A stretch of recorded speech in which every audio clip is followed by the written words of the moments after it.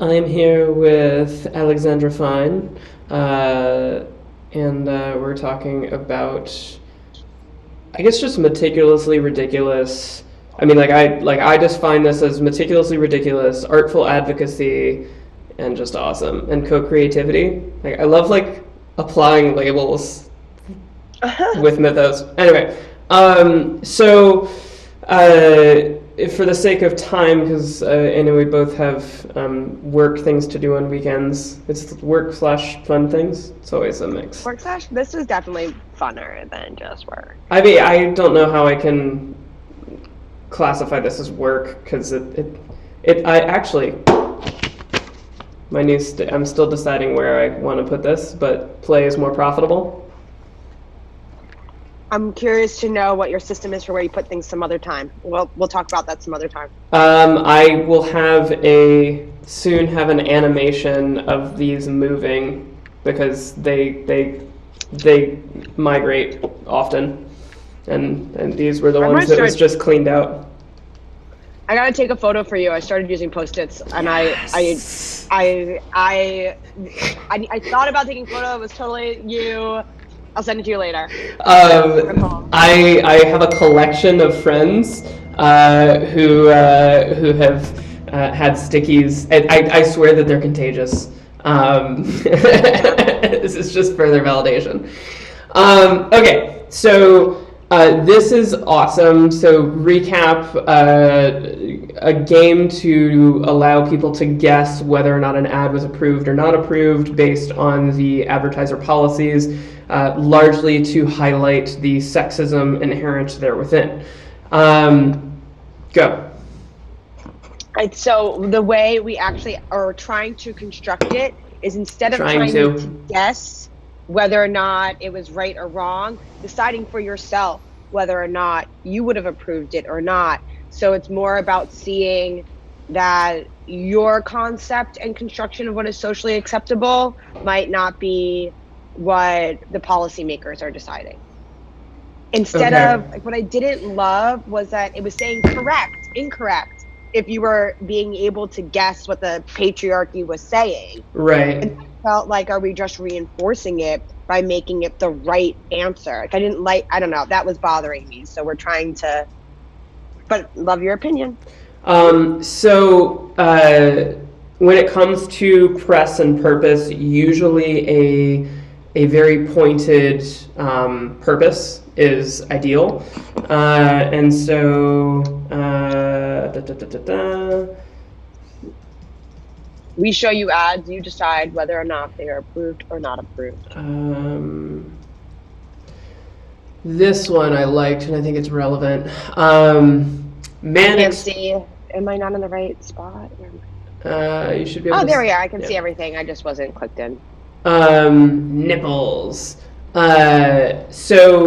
These nipples were removed. So this is a growth hacker friend, and he posted this to Instagram. Why this did not look suspicious, I don't know, but basically he posted this photo to Instagram, then posted on Facebook, like, please report my photo as being nudity. Then it got removed, so then he contacted Instagram and was like, yo, those weren't female nipples. So Instagram was like, oh shit, like, we'll put it back up.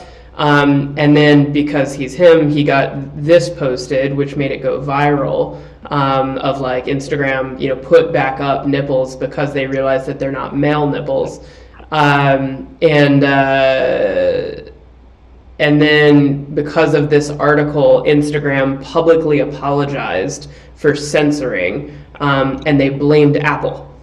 And so they blamed Apple because they said, we can't include female nipples because Apple won't allow us in the App Store. So now it's a blame game, right? So the whole purpose of him doing this was, for him, it was to get press. He didn't really have too much of a purpose, but what the intention was behind it was to point out, like, okay, this is an issue, and then Instagram blamed Apple, and then Apple didn't respond because they were like, this is stupid. So it didn't actually do anything. With approved, not approved, with approved, not approved, the thing that we're trying to highlight, or the thing that we are highlighting, is you understand advertising. I understand advertising. You have read the terms of service. I have read the terms of service. We are entrepreneurs who do marketing and advertising, so that makes sense that we have that information. You have been, running a company that sells vibrators, so obviously you are more intimately aware of how to navigate what's approved and not approved, and I've worked in that industry a little bit before, so I am as well. Another advertiser, I just met with an agency, Hawk, the other day, who I had told you about, and I've met with them. I heard, okay. I don't know. I'm going to talk some more about advertising agencies. Okay. They are aware of the constrictions that you would face, but not intimately so. They're working with Queen Bee, was what they told me. And so Queen Bee is feminine hygiene and kind of sort of runs into that, but not really. But my mom, my dad, and the greater whole of the internet does not know intimately how advertising works. They're not familiar with the terms of service. They're not familiar with what's approved, not approved, or what approved and not approved means. So for me, the thing that really is the most important with approved, not approved is to help people understand what that means. What does it mean to be approved or not approved? What is a terms of service? What are advertiser policies? Why do they exist? And I think, and so the game is less Do you to think, go ahead. on that note, that at the end, because I'm not sure if that's what this does, to be frank. I think it has the capacity. Largely for me, it's a copywriting thing. And I think the copywriting could definitely use some improvement. And I know that they've changed it a little bit, but we could continue to tweak it. I'm going to get the doc out. But also, that gave me the idea of, I almost want to show how profitable ads were for us. Mm-hmm. I want people to realize how much this is financially impactful. Or maybe it's not financially, because you were talking about what it really means for these ads to be approved or not approved. What does it really mean? Okay, so the story here, so let's create a story arc. So the story is, what does it mean to be approved or not approved? And so also, we were going to do just the MTA because we were going to launch this the day that we file our legal complaint. This should be separate because the MTA legal complaint is a totally different story. And one of the things that I've found with Brian Bott and Spiritual Bro and all that stuff is only tell one person about one project in one conversation. Because you and I are fucking all over the place managing a ton of things. And if you share this, then people are if they either think you're crazy, or if they know you're not crazy, then they think you're awesome but can't relate to it. And if you share just one thing, then they're like, oh, cool, I resonate, and then they dig deeper. So I would say MTA is totally separate. Honestly, I think that based on this conversation and where I think it's going to go, I would say that approved, not approved should be a week to 2 weeks out, because if you do the MTA one first and focus on that, one of my favorites, here was one of the ways we were thinking about doing it, which was launching it as specific to the MTA. My designer feels argument that worked for me, though it doesn't. I ultimately my gut told me not to do it at the same time. Yeah. That it illustrates our problem. It helps people experience. Or it's an experiential learning of our challenge, and that then in 2 or 3 weeks, we're going to open it up to submissions and collect from lots of people and then relaunch it. But I think that not doing it as MTA specific at all and just doing what I'm talking about as the second relaunch, I think that could be way more powerful and more collective. So if you... honestly, less stressful for me. It's a lot to launch all at once. Anytime you attach a message to something, it's more work to unravel it, and so it's better to be wide and generic and then kind of figure out where people want to go. So one thing I'll point out is the rapper 2 Chainz. I love this one. He bought a drug den, painted it pink, and then turned it into an HIV clinic, which is awesome. And coincidentally, 2 weeks later, he released his album. So that was artful advocacy, like just by itself and from a marketing standpoint, well timed. So like thinking in the long sense, just to recap the MTA stuff that you're going through. So, and this is how I've been explaining it to people, is that you had an advertising agreement with the MTA. You bought a bunch of inventory. They then ghosted you, came back finally, and were like, "Oh, we've changed our policies. We're not going to go through with this. You've now incurred expenses." Never let us bought the inventory. Oh, we bought inventory for the ad. Correct. We never bought the ad inventory. Yes. Right, correct. But so you had made. Did you have a verbal agreement or a written agreement at this point? I mean, it was written that they were approved. Okay. It was like written. It's written down that they are so legal. They don't have a problem with that. Right. Not a sign. So legal issues, legal precedent or legal whatever aside, dick move MTA. Right. And so I think, and you have CNN is breaking that story, correct? Mm-hmm. Okay. So CNN is do you know what the headline is or the direction? Just digital. I do not know the headline yet. Okay. So CNN's covering it. Vice is going to cover it. New York Times is talking about it in general, but not us specifically. New York Times is just running something about subway ads in general. And we'll see. I wrote an op-ed that I'm going to pitch them after I launch the campaign. I'm going to be on Cheddar TV. Alexandra. Yeah.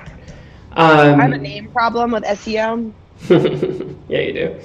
All right, CNN, Vice, and NY Times. Okay, so I would say that the MTA is like the beginning of the conversation of like, here's what they usually do, as you know, and I'm more recapping for the audience, is like, typically it's, here's this situation, and the greater problem is.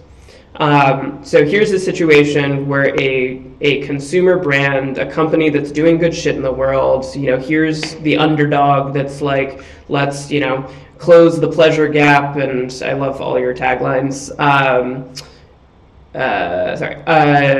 This is why I need to turn off all notifications.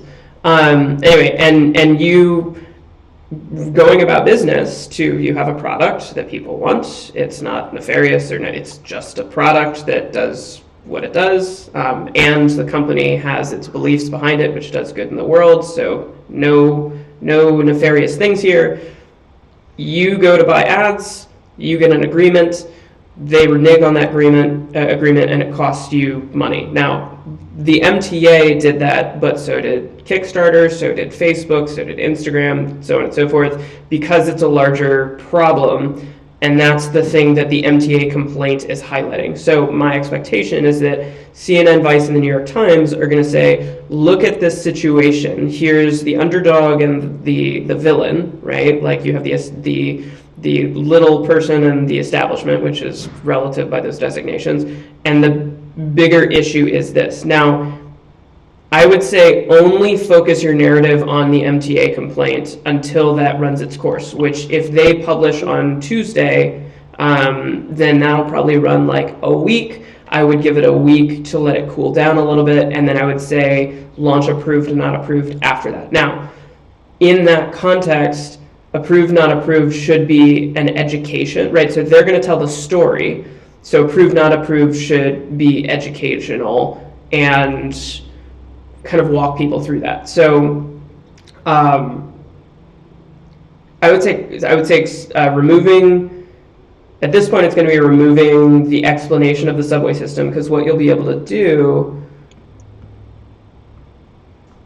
and what I'm thinking is honestly like augmenting this with the memos that I already have on this.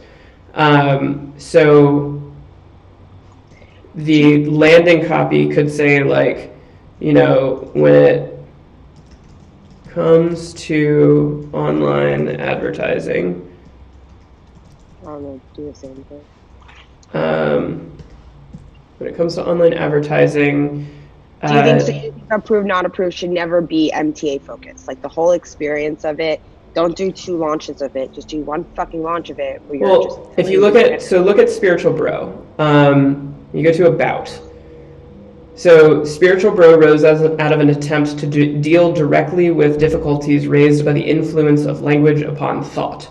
No linguistic therapy can abolish these defects of ordinary language.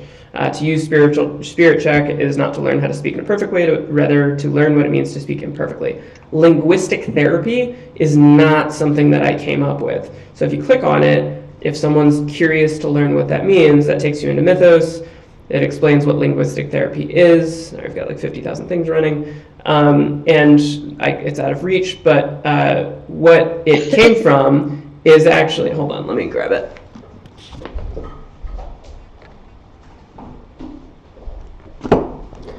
So the term linguistic therapy, and specifically this sentence, came from this book, The Meaning of Meaning. And so, like, how I came to hold this book is through, like, you know, an amazing circumstance of, like, it just appeared in my life and was exactly what I needed when I needed it. But Spiritual Bro can be difficult to explain because it depends on who I'm explaining it to. If I'm explaining it to a fellow nerd, then I use Grammarly. Yes, okay, cool, here's what it is. If I'm explaining it to my mom, like, I explain it a different way. With approved, not approved, when you write this copy, it's going to be 2 weeks from now, and you'll have 3 epic press features about this MTA complaint. So what you can say is, when it comes to online advertising, equality is an issue, or I wouldn't say it is an issue, but when it comes to online advertising, women don't seem equal to men. Recently, recently it was publicized that the MTA, was the figurehead of this thing, but it's a wider spread issue than just, as they said, it's a wider spread issue. And what you'll be able to do is write this with links to the press that's already existing, while explaining, equality in advertising, right? So if we create, for example, we'll do a memo. Actually, this is a great example. So I'll create a memo for equality in advertising, and I'll give my perspective on, basically the same perspective that I shared with Dr. Jen. Who says hi. We just took a selfie. Literally, she's who I was chatting with at 12. Amazing. Yeah, she's great. Did you know that she was going to be at that conference? No, we did not. We had no idea. That's amazing. It was really just magical. I'm hearing you. I want to know, I think that the experience can be a little bit more powerful if we don't tell you to look out for the sexism. I agree. My only concern about it is because you're only seeing one advertisement at a time. Like, are you really going to, it needs to be more. And I think maybe at the end, just having one page that has a bunch of ads on one side and a bunch of ads that have not been approved on the other side could be powerful. Okay. Great. So I agree, because so that means the copy that you're talking about just goes at the end. Right. And so let's so approved, not approved, so this is a go and this is a go. And this is going to be rewritten to be, let's say, half as long. And when it comes to advertising, I'm going to write why do I need to write as I talk? We're recording. When it comes to advertising, you process it differently. I know, right? When it comes to advertising, what you see is only what's approved. Only what's approved to have been shown on the platform. Recently, we've discovered, and you might be surprised what's approved and not approved. So we made this game to show you. And do you want to play? Yes, I like. Okay. I think what I feel like our copy is missing right now is, what did you just say? Sorry, it was resonating. I got excited. When it comes to online advertising, what you see, what I'm thinking of is actually Daniel Kahneman's Thinking Fast and Slow, because he keeps repeating throughout the book, what you see is all there is. So my mind is clicking into that. Validates the world, like something about how it's. I think what the copy is missing right now is something about what you're seeing means it. We're validating it through advertising. Yeah. Well, and so when we're not showing you things, it's invisible. I have this memo, which is that 9% of Wikipedia's 71,000 contributors are female, and like Wikipedia got started in, I don't know, forever ago, and but it kind of makes sense if you look at like the state of the world back when Wikipedia got started. And just because you can explain it doesn't mean it makes sense. Right. And so like okay, cool, but this is a thing that needs to change. Well, why does it need to change? Because everything that's written on the resource that pretty much the world uses for reference has a systemic gender bias, solely because I can't speak as a woman because I'm not a woman. So like whether or not I'm sexist doesn't even matter. If I'm a man, I can't think in the mind of a woman. So there needs to be some mixture in everything. And I like my own personal perspectives on equality. It's like there was, who's it? I think it was New York or something. Some detectives were like suing because they said that it was like reverse discrimination. Oh no, it was San Francisco. And you look at it and it was just like a broken ranking system, not really like reverse racism. I don't fucking know, but it's not an easy answer is the point. And so anyway, I think that the pay gap, right? Like the pay gap between men and women is well publicized, but the advertising gap and the gap in information, like with Wikipedia, is not. And for me, that's the most important thing to raise, is to say, look, because of these terms of service, what messages are allowed into the world based on these authoritarian technology filters are sexist. And Apple, or Instagram or whatever, won't allow female nipples because why? Right? Like who's the one that's actually saying that this isn't allowed? Because Instagram blamed Apple, but why is Apple doing it? Well, like, is it for the shareholders? Like, is it, where is this coming from? And I think that's the question I want to raise is like, who's really stopping us from changing this? Like if Apple's like, well, we're not allowing female nipples because these people won't allow it, and we don't, we don't want to be the figurehead for allowing female nipples on our platform. Like, is that the last reason? So, anyway, diatribe over. Yeah, but the pointing is something. The repointing and the moving of blame, I think, is something that I've heard a lot of. I mean, anybody feeling oppressed probably has experience, but especially when it comes to advertising, when I'm talking to Facebook, it's like, well, the policy, it's not, I speak to people on policy team or at the MTA. I spoke to the president of the MTA and he also moved blame. Everybody is just like, it's not really not in my power when, it is to some extent. Sorry. When it comes to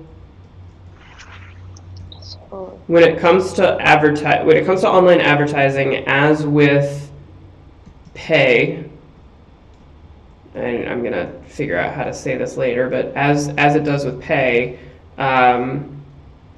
women are not equal. Are not seen as. I don't know if I want to say it that strongly. When it comes to pay. So what I'm figuring out here is this. So we have the. I think it's game. When it comes to online, it's more that it's not about. It's more policed.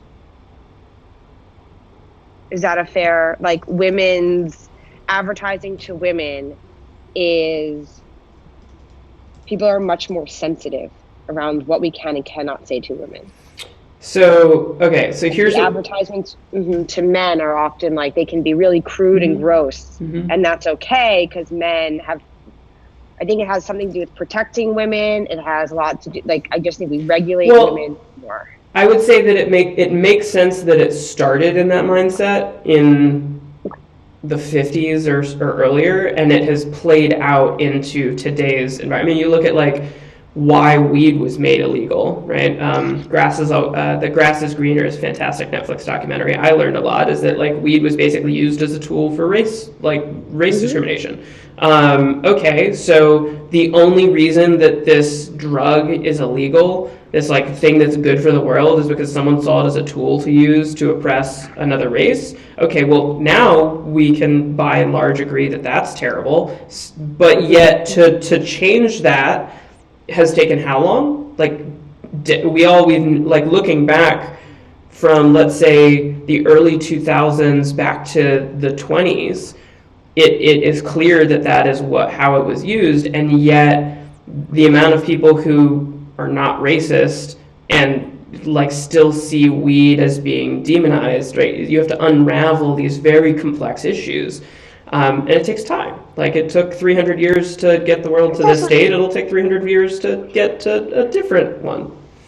Yeah. It's also not the only factor, I think. I mean, I think totally. White people, Anglo-Saxon, your body is bad, pleasure is bad, enjoying life is not great. There's like that undertone too. Right. Yeah. So what I'm seeing is this is the landing page to play the game.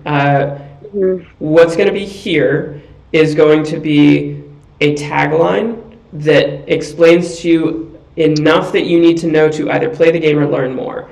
So this will be vague. So we don't want to like load people's perspectives with something like this. Like when it comes to online advertising, like women are not seen as equal. What we want to do is like we thought we realized that not everybody understands what is filtered from view when it comes to online advertising. So we decided to turn it into a game. And then it's either play now or learn more. If you click to play now, you start playing the game. If you click to learn more, it gives a little bit of extra context, but doesn't kind of like charge you to think that this is what the game is about. What if we got rid of learn more? What if it was really just a more encouraging? I think that it's good to have learn more just because it allows people to have a choice. You know, choice is important. And so like anytime you force someone into something, it's not a good user experience. It's also not great for consent. So I would say learn more. Most people probably won't click it, and we'll basically make it so that so this is the conclusion page, not the learn more page. And so that's all right. So you have. So you think the learn more page should be different than the conclusion page, and right now they're the same? That's what I'm realizing from this conversation. Yeah. So landing page. Now we have like 2 to 3 weeks to keep on improving it. Yeah, exactly. Okay, so landing page is the game explanation.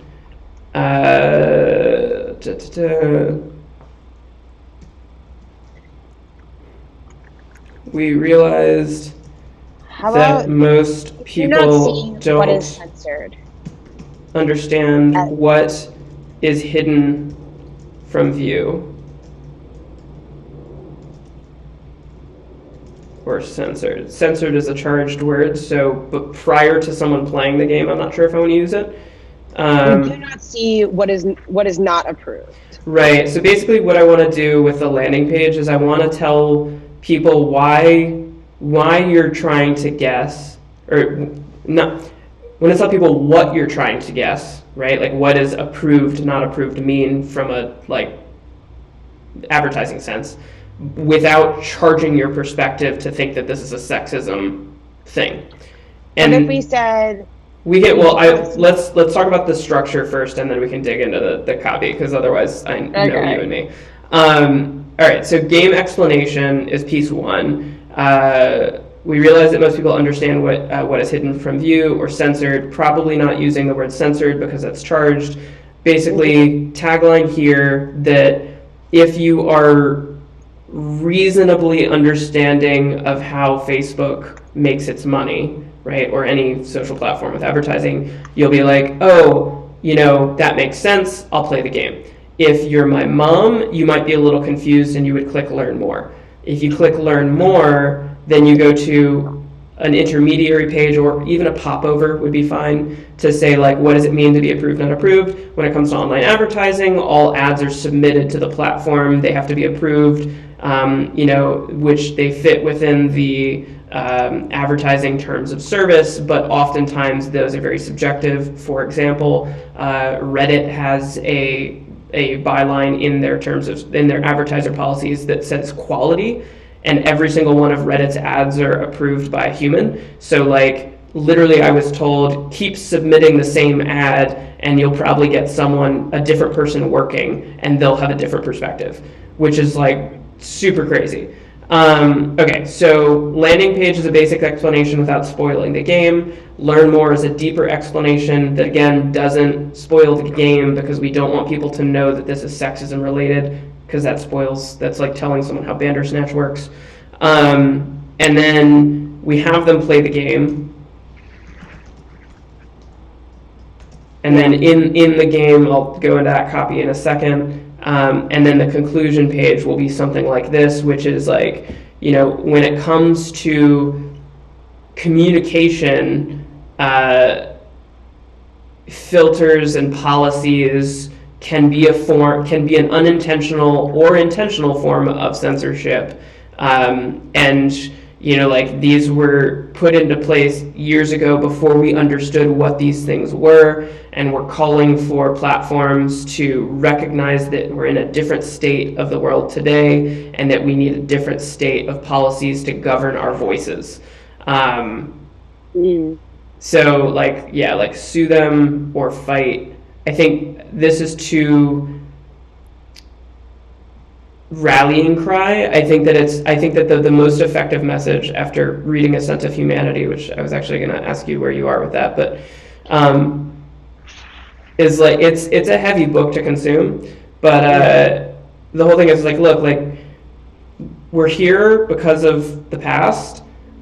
That doesn't mean we need to live in the past, which would be like talking about it. We don't need to complain about where we are, because that's not helpful, but we can recognize where we are because of this, and we can choose where we go in the future.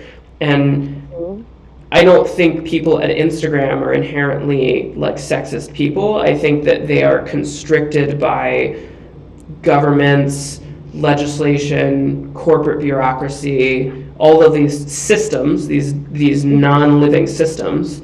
They're governed by them, and they can, I've talked to people at Reddit a lot, and they're like, we want to make changes, but we can't, because like the powers that be won't let us, and the powers that be in their house would love to make changes, but they can't, because their powers that be, their investors and shareholders, won't let them. And then if they would let them, the powers that be in that case, which are like, the advertisers that pay the bills, they wouldn't let them, and so on and so forth. So I think that the structure is game explanation of like, hey, you're not seeing certain things because what you are seeing is being filtered by the people who are showing it to you. What that means is this: okay, play the game, and at the end of the game, the conclusion is like, look, this is where the state of the world is. Let's make it better. Like, we can't change the past, but we can acknowledge where we are in the present, and we can build a better future. And we understand that doesn't happen instantaneously, but through awareness, like this game, through advocacy, like this, lawsuit that we filed in the MTA. And hey, like, we don't expect the MTA, because lawsuit, most people think like you're trying to get money. We don't expect the MTA to give us $10 million. We don't expect the MTA to, comp us for our losses. We just wanted to bring light to this issue, and MTA was the easiest, like, villain to paint. But obviously, like, the MTA also can't go out of business. Like, we can't really have a negative impact on the MTA, which is, it isn't, I know that your legal complaint isn't like, fuck MTA. It's like, the MTA is doing the same thing that everyone else is doing, and the MTA was the easiest villain in this case to paint the story, and yada yada. So they're not the there are advertising companies that do allow us to exist, and so there's that. But yeah, I what you're saying really resonates, especially the part about wanting people to understand that we're trying to create a positive future, and that there's space for that. Like, we can change. We're understanding this now. Facebook can change. MTA can change. It doesn't need to be so combative. Okay, so yes, and yes. So what I'm thinking is I'm going to finish my memo for Dame Products and my memo for you, how I know you and all that jazz. So, like, just the basics. I haven't taken the time. I'm also going to... I can't believe you do all of this. It's amazing. I write all day long. And it's like everything that I do. Like, someone asked me for my mailing address the other day, and now Brian Bott can tell people that. And so it's amazing because, like, I just watch them every day. I watch Brian Bott have more conversations with people using... Anyway, my brain is in the clouds, and it feels both trippy and lovely. So I'm going to do my memo on you and my memo on Dame. I'm going to do my memo on your MTA complaint, and then I will update it as you get press. Once I do that, don't go live with the complaint until Tuesday, please. Yeah, no one's... It's going to be close friends until you're public. I'll also do my equality and advertising, and I'll cite you. I'll also cite Dr. Jen, because she had been advocating for this since, like, 2000 and whatever. I want to include sex therapists into the bigger one, too, because I think what's really interesting is it's not just us, it's educators, it's... I mean... Well, and it's FOSTA and SOPA block. I'm going to send you everything, And, like, this is a much wider spread issue. I've got, like... I mean, I've hold on, someone's knocking at my door. Oh, thank you. Sorry. Thought someone was trying to come in. It's just Amazon. All right, so I'm going to finish my memos on you and Dame. I'm going to do my memos on equality and advertising, which is going to tie in a bunch of my perspectives from experience in things that are not approved. I'm going to do your MTA complaint, which I've already told people about, of, like, this is how they're bringing light to it. And then I'm going to document, because I also haven't done this, is document the approved, not approved idea. So that all lives in Mythos. Once that's done, then we'll now be, and we can co-create the copy here. My thought is that we can build in the equality and advertising memo and my explanation of approved, not approved into approved, not approved itself, because then you wouldn't be the one to explain the problems in advertising. I would, because you're the founder of a company that advertises, and I am an advertising expert, air quotes on that. So if I'm the one to talk about these... No, I can see you do the air quotes. You don't need to... It's on a podcast, Brian. I'm used to it being audio only. I provide layers of verbal context. I speak in sticky notes, like, more and more. It's not... I, like...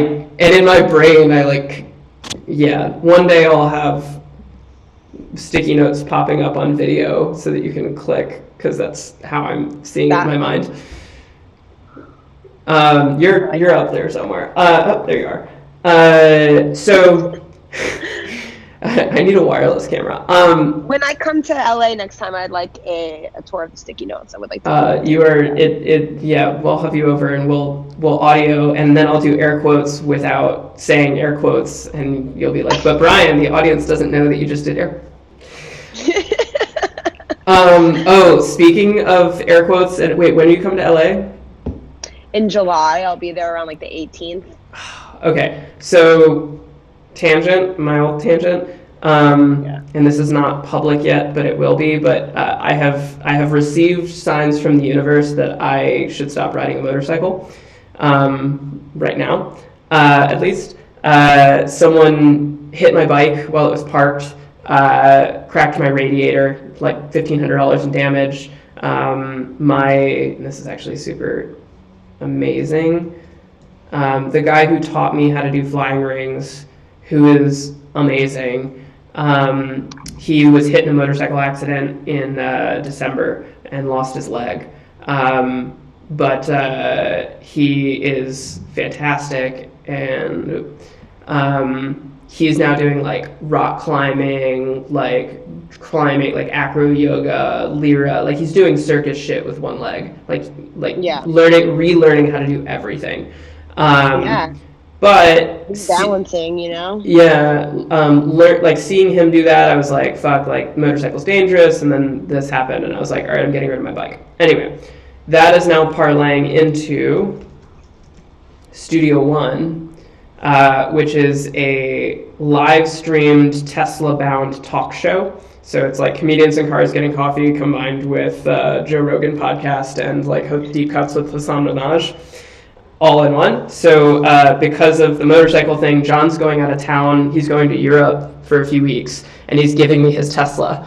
So we're experimenting with it. So I have a talk show, and I have a 2-week period to like just drive around a bunch of fucking friends and like record this. The live stream is gonna be Tesla bound soon, which will be hilarious.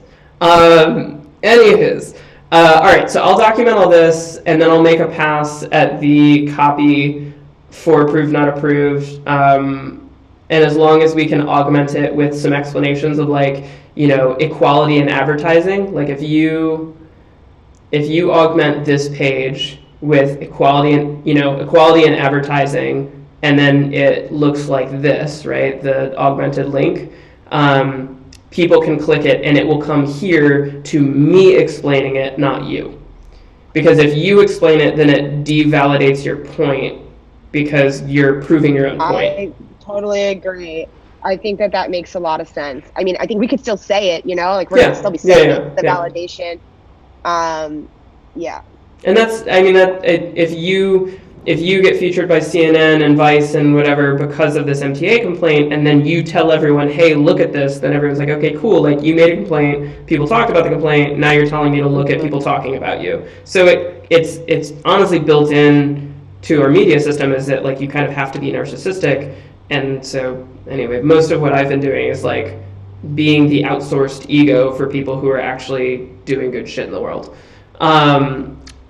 This conversation, our prior conversation that originated this idea, this demo that I sent you to educate your developer and designer are all recorded. So we have record of everything, and anyone can tap into the original genesis of this and see how we talk about it. I think this is so cool. I'm also just really into transparency, and I don't know, I love the way you document everything. It's really cool. And it makes it easier too, because it's like, you don't have to explain it if you can. Most of what I wrote for your memo points into a specific time in the YouTube video of us talking. So if I don't want to explain something in detail, I can just fucking link to where we were talking about it. Yeah. So it is inherently lazy. I sent our past video to my team. Amazing. I was like, hey guys, watch this amazing conversation we had and have your own thoughts about it. And I found that really helpful. Yeah. Well, and I've got... It makes me want to start recording just everything too, because... That makes me all fuzzy. Yeah, because it just follow up makes follow up really easy, and I definitely have a tendency in the way my brain works is I have a much easier time starting things than I do have pushing them. I'm much more of a starter and not great as a finisher. And I think this would help. I could be like, I had this conversation, just fucking watch it, or here's the moment in it. I think. It out. How many vibrators have you sold since Dame started? Over 100,000. Okay, so I'd say that you're a pretty good finisher if you've helped to finish 100,000. I like to tell people that the whole company started as a bet between me and one of my brothers, because I said I would make more women orgasm than him. And then I started the company. Look at that. That's amazing. See, now if that were recorded, imagine today you could rewind back and be like, however many years ago, here's the conversation with me and my brother. And that started it. I think if I recorded everything, I would realize how much of my shit I'm just making up. I've gone back to some of my stuff and I'm like, wow, it's helpful because I've looked at some of my stuff and I'm like, wow, I really glamorized this conversation in my head, and it helps me to realize how much I do that, so then I do it less. So as Steve Jobs said, we can only connect the dots looking back. Well, if we can't look back because our memory of the situation has been tainted by time, then we're now looking back on something that never happened. Our reality has been changed because of the way our minds work.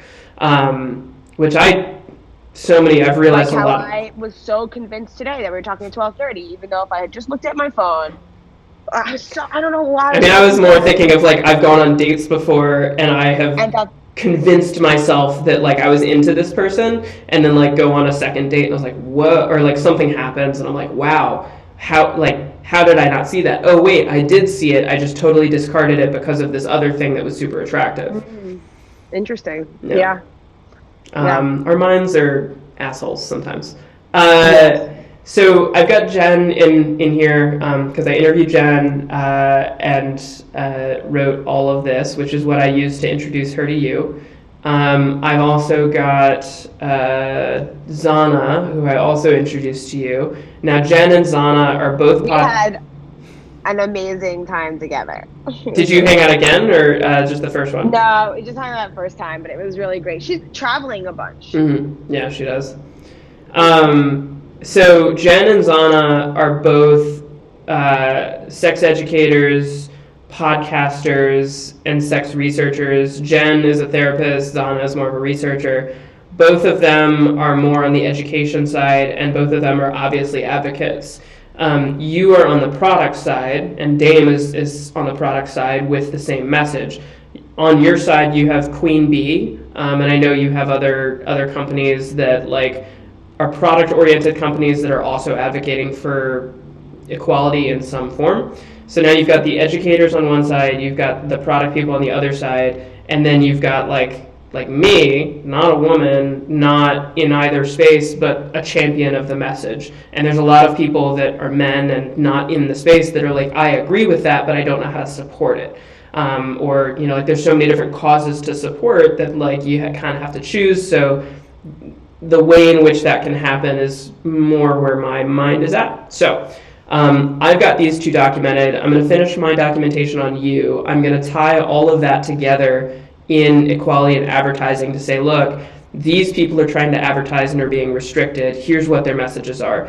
These people support that and are also being restricted from education. So I'm going to talk about that. I'm going to sequence all of you together. And then approved, not approved will link into that for validation. So then approved, not approved can focus specifically on the game and helping people to understand what it means to be approved or not approved.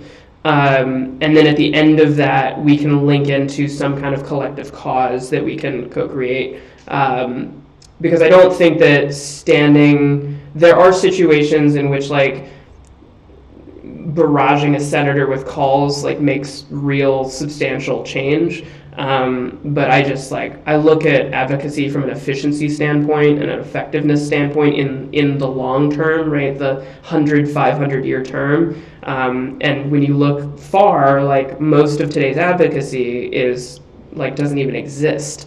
We had this big win, and it's in the 500-year game, it was insignificant. So, okay, cool. So I have a lot of writing to do, and I think that, and you are going to focus on the MTA complaints and press. When you play the game also... And then we could talk. I would love, I just want more of your time, which I want to thank you for again. I really appreciate it. But yeah, I'm going to We're going to tweak it based on some of the things we talked about. Please make sure you send me the link to what you wrote too. And maybe we can touch base on that. I also have approval to do a Hulu ad. And I need to think of like a really, like what, they don't want us to show the products. Okay. So I just have to think also, I might talk to them a little bit more about that. Like, have they seen our products? Like, showing an erectile dysfunction pill isn't inherently make you think of erections. Like, I don't know why our vibrators would it be inherently appropriate. So the other thing too is when CNN is going to be writing about the MTA complaint, it's CNN's voice. Approved, not approved is your voice. So if your voice in approved, not approved is kind and constructive and like, hey, like we don't blame you for doing this, the doors that it opens is that when you talk to Hulu, you say, hey, Hulu, look at what happened with this MTA thing. Look at what we've been able to do from an education perspective with this approved, not approved thing. Is it okay that we say, hey, thank you to Hulu for allowing us to advertise our products?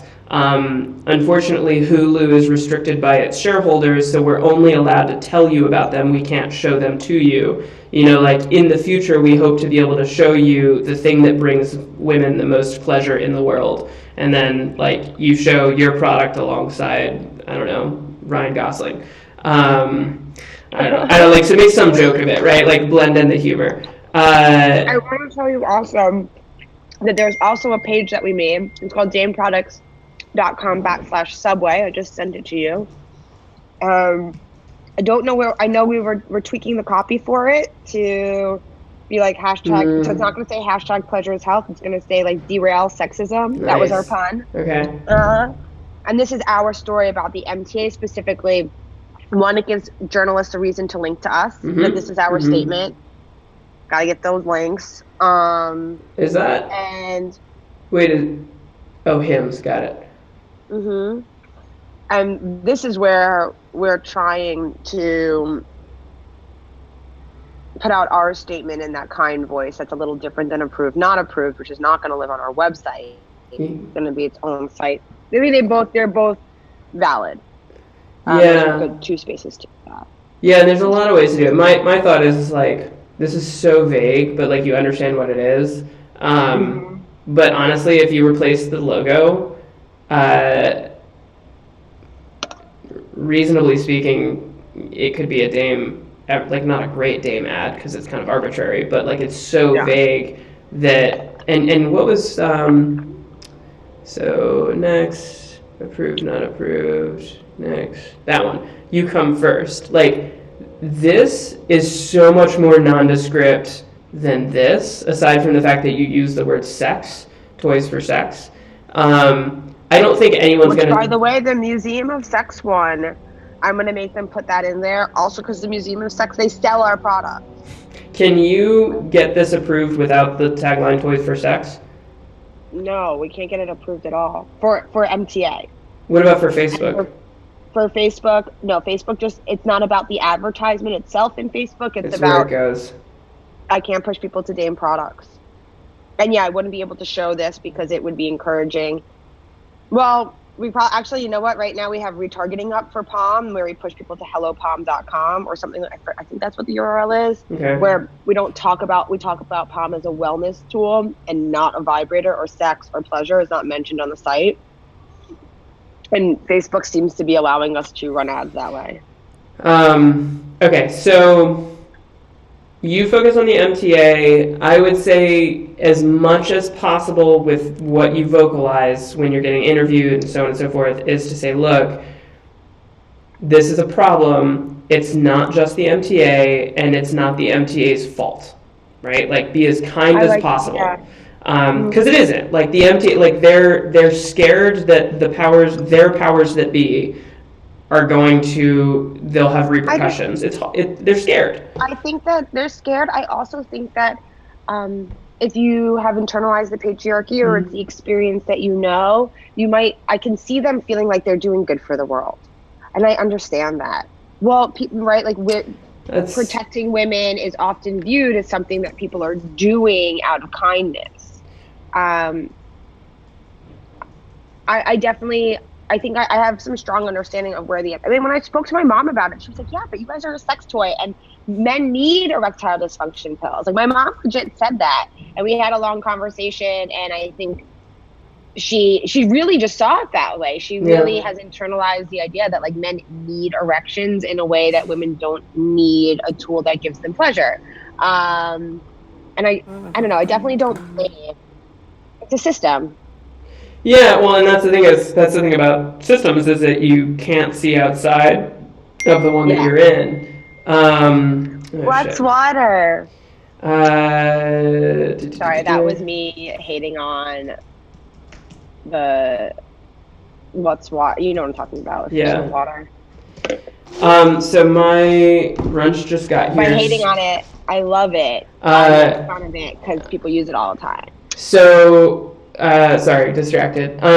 So I'm going to end the live stream shortly.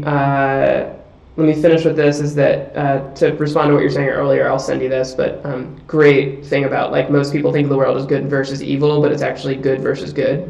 Fantastic. So I would say, as much as you can, speak with kindness, talk about how, like, look, like, I don't blame you for your views. This is, like, where we are in the state of the world, and we have the opportunity to change it. And I will...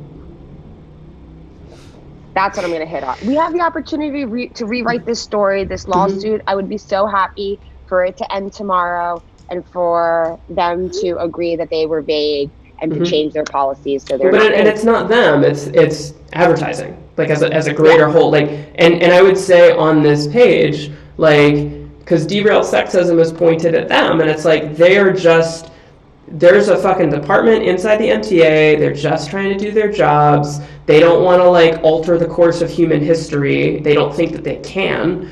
And so when they have a choice of get in trouble versus not get in trouble, you know, they're not trying to, like, that's me. They're not trying to, like, risk their job to change the world, and they don't think that they can. So I would say, like, hey, look, like, we don't blame the MTA for this. We understand, and the challenge is that, like, all advertisers are in this place, and all advertisers are making the same choice, and because of that, we all are being this. So, like, I'll read this and go through and see if I can recommend some, like, changes. But let's copyright this. And then we'll go for it. So I'm going to stop streaming and then keep talking. Cool. More to come. All right.